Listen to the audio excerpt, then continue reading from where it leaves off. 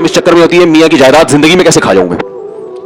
बड़ी मोहब्बत से कहेंगी कि आप अगर ये मकान मेरे नाम करा दें कितना अच्छा होगा। आप कहते हैं बेगम मैंने अपने पैसों से खरीदा, तुम्हारे नाम क्यों कराएं? तो क्या मुझ पर ट्रस्ट नहीं है?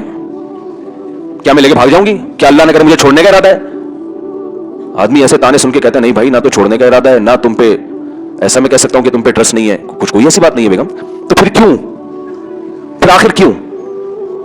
ऐसे मौके पे मुझे फोन करते, अच्छा फिर ये मुतासर होके लिखवा देते ये मकान बेगम के नाम से, और फिर दोस्तों को भी बताएगा यार हमारे मियां भी में कोई फर्क ही नहीं है, अल्हम्दुलिल्लाह इतने अच्छे ताल्लुकात हैं। सब जगह नहीं होता, लेकिन बास केसेस में फिर बड़ा भुगतना पड़ता है आदमी को, भुगतना। अगर आप मुझसे मशवरा लेते तो मैं आपसे कहता कि जब आपकी बेगम आपसे ये कह रही है कि मकान मेरे नाम करवा दो, क्या मुझ पर ट्रस्ट नहीं है?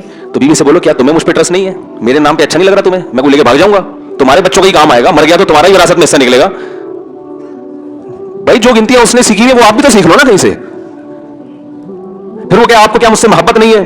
तो बेगम से बोलो कि बेगम देखो, जिसको मोहब्बत का इजहार करना होता है वो गिफ्ट देता है, लेता नहीं है, है? सही है ना?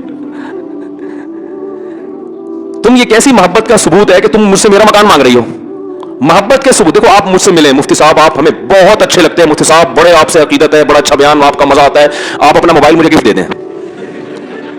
तो ये कोई पागलों वाली बातें नहीं होंगी। आप बोलो भाई मुफ्ती साहब हमें बहुत अच्छे लगते हैं, तो मेरे दिल में एकदम लालच आएगी आप अपना मोबाइल निकाल के मुझे शायद देने वाला हो, इतना अच्छा लग रहा हूं मैं इसको, क्या ख्याल है? तो यही मामला हो रहा है भाई। बीवी पर भी तो लाजिम है कि वो शौहर से मोहब्बत करे। तो औरत को चाहिए कि शौहर जब मकान आपके नाम कर रहा है तो कह रहे आप मेरे सर के ताज है, आपको ये मकान मेरे नाम करने की जरूरत नहीं है, मुझे आप पर पूरा इत्मीनान है, आपका पैसा मेरा ही है, आपने आज तक कभी फर्क नहीं किया, आप अपने पास ही रखें, मुझे तो आप चाहिए। फिर मजा आएगा ना। उल्टी कहानियां चल रही हैं, फिर मजा आएगा भाई। मोहब्बत का इजहार के लिए कुछ पेश करना पड़ता है। जायदादें लिखवा के फिर वो इख्तलाफात का तो कोई टाइम थोड़ी होता है, जब इख्तलाफात होते हैं तो बड़ी अच्छी मोहब्बतों में भी इख्तलाफात शुरू हो जाते हैं। बेटे के नाम जायदाद कर दी जिंदगी में ही, मैं मना करता हूं क्यों कर रहे हो भाई? तुम्हारा पैसा है अपने पास रखो।